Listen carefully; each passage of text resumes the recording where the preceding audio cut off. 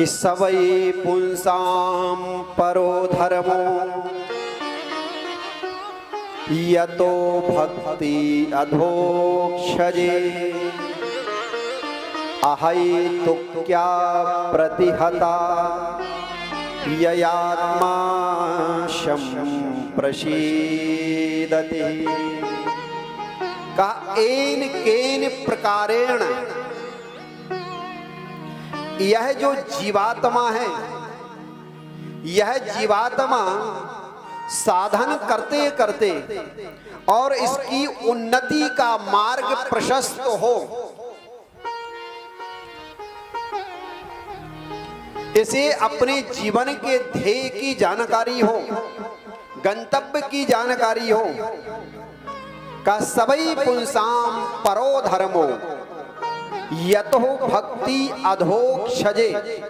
सभी धर्मों का मूल है कि उस अधोक्षज के चरणों में प्रेम हो जावे। और प्रेम भी कैसा हो? कहा कि अहैतुक्या प्रतिहता ये आत्मा संप्रसीदति। साधक साधना करे पर किसी ध्येय को लेकर के ना करे, किसी कामना को लेकर के ना करे। बोले महाराज देखो ईश्वर ने कितना दिया, इतना दिया, इतना दिया कि वो संभल नहीं रहा है। फिर भी जीवन में और चाहे और चाहे और चाहे की जो लालसा लगी हुई है, ये लालसा कभी भी समाप्त होने वाली नहीं है। तो हम साधना करें, लेकिन साधना भी बिना किसी हेतु के,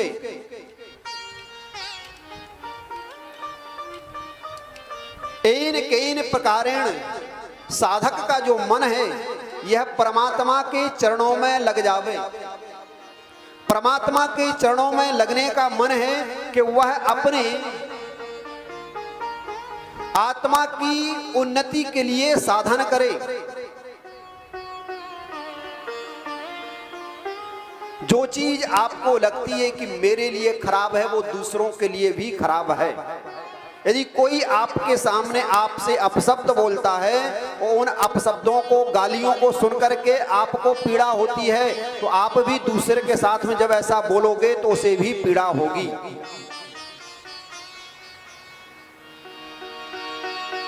जरा सी उंगली कटती है तो मैयारी मैया कह करके चिल्ला उठते हैं, और किसी जीव को मार के काट के खा लिया जाता है, क्या उस जीव को दर्द नहीं होता होगा? अरे ऐसे भोजन में उसकी पीड़ा निहित है, उसका दुख निहित है, उसका कष्ट निहित है। उस पीड़ा को, दुख को, कष्ट को जब ग्रहण करेंगे तो शरीर में क्या होगा ये पता है। इसलिए शरीर में भयंकर भयंकर बीमारियां जन्म लेती हैं, भयंकर भयंकर रोग जन्म लेते हैं। संत कहते हैं जो पाप होते हैं, पाप वो रोग के रूप में निकलते हैं।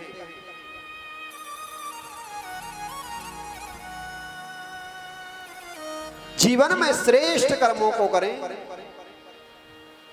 साधक अपनी उन्नति के बारे में सोचे,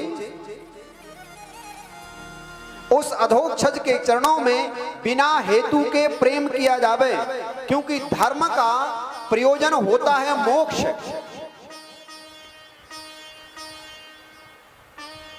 धर्म का प्रयोजन अर्थ नहीं है, धर्म का प्रयोजन मोक्ष है। अर्थ के द्वारा धर्म करो, लेकिन धर्म के द्वारा हम सीधे मोक्ष के भागी बने,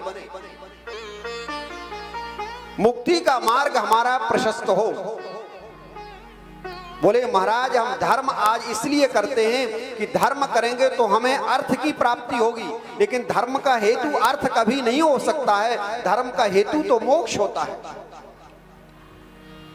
बोले आज हम धर्म करते हैं दिखाने के लिए,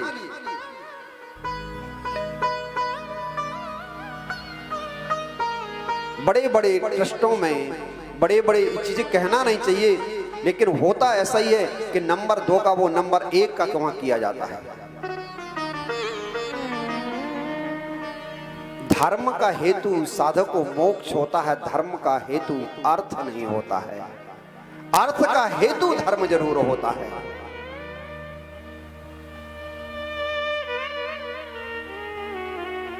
उस अधोक्षज के चरणों में साधक की अहेतु की भक्ति हो जावे, बिना किसी हेतु के प्रेम हो जावे, मांग करके अपने आप को छोटा क्यों करते हो? उस माता पिता को पता नहीं है कि बालक को किस समय कौन सी चीज देनी है। और नन्हा सा बालक जब बार बार परेशान करता है, कोई चीज की बार बार मांग करता है, तो माता पिता क्या करते हैं, उसे कोई खिलौना ला करके दे देते हैं और किसी चीज में उसे फंसा देते हैं। जब उसे फंसा दिया तो उसको जो डिमांड थी वो खत्म हो गई। ये मत समझो कि मैंने धर्म किया तो अर्थ की प्राप्ति हो गई है, तो मेरा धर्म करना सार्थक हो गया। ये समझो कि धर्म से यदि अर्थ की प्राप्ति हुई है तो समझो कि पर आपके लिए कहीं ना कहीं फंसाया जा रहा। जहां तक आपको जाना है वहां तक आप पहुंच नहीं रहे हो।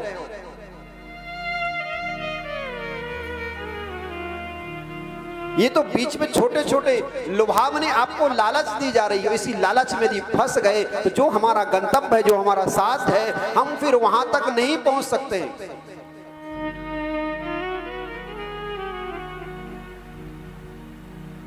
कि धर्मा स्वनिष्ठिता पुंसा विश्वक्सेन कथा सुया। धर्म को करते हुए यदि जीवन में परिवर्तन नहीं हुआ तो वो हमारा समय लगाना व्यर्थ हो सकता है। साधक जब अपनी तन्मयता के साथ में दत्तचित्ता और एकाग्रता के साथ में साधक जब आगे बढ़ता है, परमात्मा तुम्हारा भाव चाहते हैं, प्रेम चाहते हैं। कोई दिखावा नहीं, कोई ढोंग नहीं।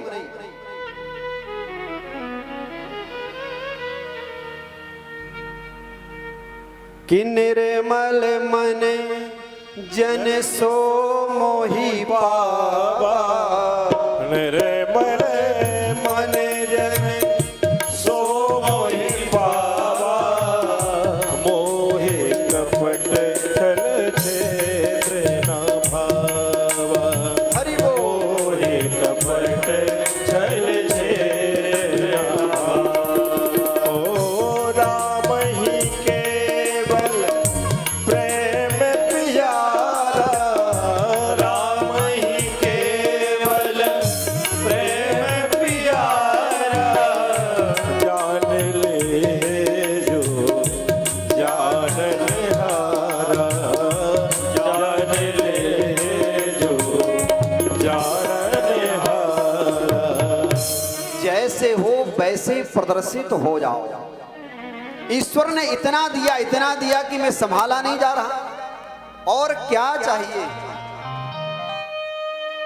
मांग करके अपने आप को छोटा क्यों करते हो? धर्म का हेतु अर्थ नहीं है, धर्म का हेतु मोक्ष है। और कथा सुनते सुनते जीवन में यदि परिवर्तन नहीं हुआ तो कथा सुनना बेकार है। पूजन पाठ करते करते जीवन में यदि परिवर्तित नहीं हुआ, जो हम 50 साल पहले थे आज भी वही राग है, द्वेष है, बैर है, दूसरे में ईर्ष्या करते हैं, बात बात पर क्रोध करते हैं, जीवन में कुछ भी परिवर्तन नहीं हुआ, तो 6-6, 8-8 घंटे बैठना आपका बेकार हो सकता है।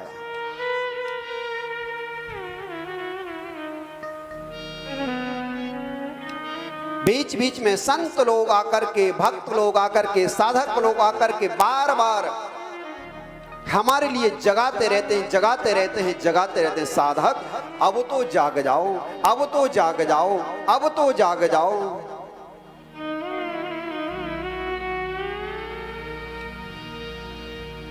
बेटा घर से जब सुदूर कहीं यात्रा करता है ना, तो पिता को चिंता रहती है, बेटा ठीक से जाना,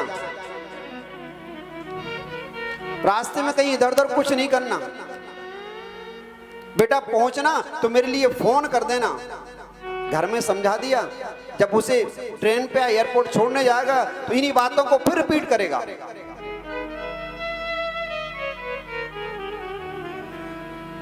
बेटा ध्यान रखना, पहुंचना तो फोन कर देना।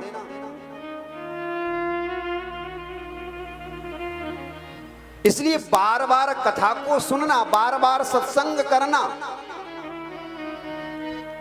कब तक? बोले आलय पर्यंत, मोक्ष पर्यंत। ये आसव जिसने पिया है का दुनिया का नशा करते हो तो वो नशा कुछ क्षण के लिए होता है, कुछ काल के लिए होता है, इसके बाद में उतर जाता है। लेकिन भगवत कथा रूपी व्यसन जिसने जीवन में अपना लिया, भगवत रस का नशा जिसे जीवन में लगा, ये आसव जिसने पिया है, तो ऐसा आसव जब पिया तो यह जीवन भर के लिए उस नशे में खो जाता है, अपने आप को भूल जाता है, स्व को भूल जाता है। इसलिए बार बार चीजों को रिपीट किया जाता। कई बार तो ऐसे भी हो जाता है कि गलत चीज को यदि बार बार रिपीट किया जावे तो गलत चीज भी सही भाषित होने लगती है। वो एक पंडित जी पहुंचे यजमान के यहाँ, तो बोले गाय दान करो, गाय दान करो, गाय दान करो। यजमान के यहाँ गैया थी नहीं, उसके यहाँ बकरी थी, उसने पंडित जी को बकरी दान कर दी।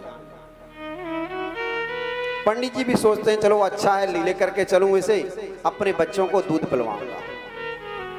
छोटी सी बकरी, प्रसन्न होते हैं, कंधे पर लाद लिए, और कंधे पर लाद करके जब आगे बढ़े, चार बदमाशों ने देखा कि पंडित जी बकरी लेकर के जा रहे हैं। सोचा पंडित जी से बकरी तो लेना है, पर कैसे? यदि पंडित जी से मांगेंगे तो पंडित जी तो देंगे नहीं। आपस में लोगों ने बदमाशी की। सबसे पहले एक उसमें से बदमाश खड़ा होगा, बोले पंडित जी पाए लागू, खुश रहो बेटा, सब ठीक है। बोले हाँ पंडित जी सब ठीक है। अरे गुरुजी, ये कंधे पे आप इस गधे को लेकर के जा रहे हो, बोले तेरे को गधा दिखता है? यजमान ने मेरे लिए बकरी दी है, मैं बकरी को लेकर के जा रहा हूं। पंडित जी आपकी चीज, मेरे को जो चीज है जो दिख रही वही तो मैं कहूंगा ना, ये बकरी नहीं ये गधा है, चल हट भाग यहां से, लगता है तेरी आंखें खराब हो गई हैं। पंडित जी आगे बढ़े। जब आगे बढ़े तो दूसरा बदमाश आगे फिर खड़ा था, पहुंचा, बोले महाराज जी प्रणाम। बोले खुश रहो खुश रहो खुश रहो। बोले ब्राह्मण देवता बहुत दिनों के बाद देख रहा, कहां थे इतने दिनों से? बोले बस पूजन पाठ में लगा रहता हूं, आज मैं यजमान जी के यहाँ गया था। बोले हाँ लग तो रहा, लेकिन ये तो बतलाओ, ये कंधे पर आप गधे को लेकर के कहां जा रहे हो? बोले गधे को? बोले ये बकरी है, मेरी यजमान ने बकरी दी, गधा नहीं है। बोले ना ब्राह्मण देवता, ये गधा तुम कंधे पर लेकर के जा रहे हो। बोले तुम्हारी आंखें खराब हो गई हैं, ये गधा नहीं ये बकरी है। बोले ना ये गधा है। बोले तुम चलो हटो, हमको अपने गांव जाने दो। ब्राह्मण देवता वहां से आगे बढ़े। तीसरा रास्ते में खड़ा था, और जब ही उसने पंडित जी को देखा तो दौड़ करके आया, और दौड़ करके आकर के पंडित जी के चरणों में लेट गया। खुश रहो बेटा खुश रहो खुश रहो, उठो, सब कुशल मंगल? बोले हाँ सब कुशल क्षेम है पंडित जी, आपकी कृपा है। परिवार? बोले परिवार में सब कुछ ठीक ठाक है, लेकिन पंडित जी ये गधा कंधे पर लेकर के कहां जा रहे हो तुम? ले गधा? बोले जो मिलता वही गधा कहता है, जो मिलता वही गधा कहता है। बोले ये बकरी है। बोले पंडित जी ये गधा है। बोले तुम हटो यहां सामने से, हमको जाने दो। पंडित जी आगे बढ़े। जब आगे बढ़े तो चौथा खड़ा हुआ था, दूर से हाथ जोड़ करके, पंडित जी प्रणाम, खुश रहो, सब कुशल मंगल। बोले हाँ सब कुशल मंगल। बोले पंडित जी ये कंधे पर गधा क्यों लाद करके रखा है आपने? पंडित जी सोचते हैं ये क्या हो रहा मेरे साथ में, जो देखो उसको देखो, इस बकरी को गधा सब बोले, इस बकरी को गधा सब बोल रहे हैं। पंडित जी सोचते हैं यदि मैं इसको लेकर के गया और गांव में पहुंचा तो गांव के लोग क्या करेंगे, सब मेरी हंसी उड़ाएंगे। हो सकता है ये वृद्धावस्था है, आंखों का मेरा कोई दोष हो, या जजमान कोई ऐसी जादू जानता हो कि उसने गधे को दान किया हो, मैं बकरी समझ रखा हूं और अपने सामने उसे बकरी बना दे, बाद में गधा बन गया हो।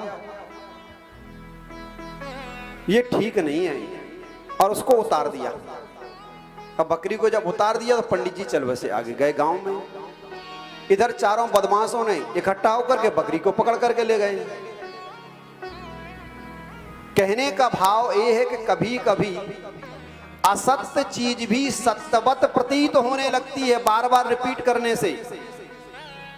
वो थी तो बकरी, लेकिन चार लोगों ने जब उसे गधा गधा कहा तो पंडित जी को विश्वास था, वो डगमगा गया, उसे छोड़ दिया। इसलिए कहा इस जब असत्य बार बार कहने से सत्यवत प्रतीत होने लगता है, तो सत्य को जब बार बार कहोगे तो सत्यवत प्रतीत क्यों नहीं होगा।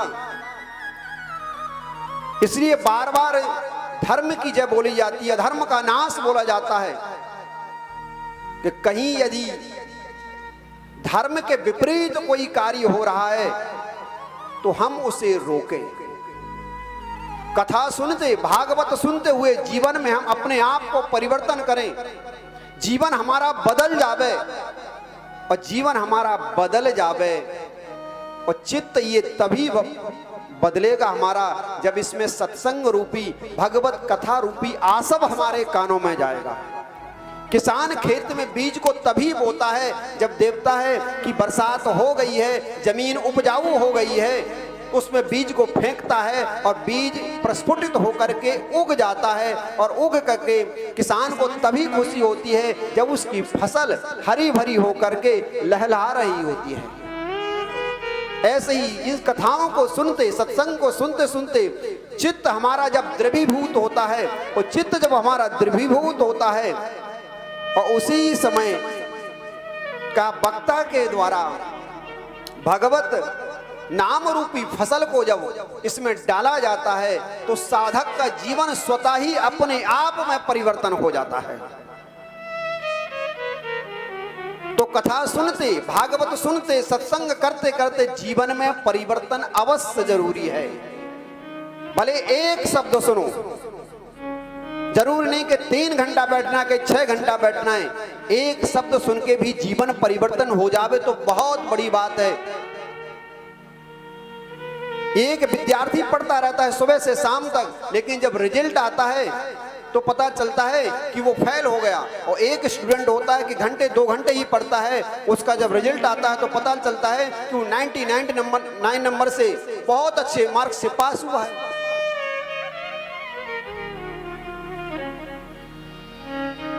एक मिनट का एक घड़ी आधी घड़ी, आधी में पुनियाद, और तुलसी संगत साधु की हरई कोट पराध।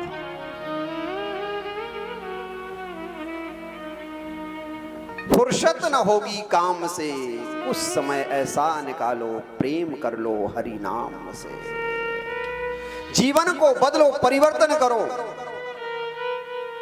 धर्म का हेतु मोक्ष है, धर्म का हेतु अर्थ नहीं है। और अर्थ के द्वारा, धर्म के द्वारा कभी भी हम ऐसी आकांक्षा ना करें कि इससे हमें अर्थ की प्राप्ति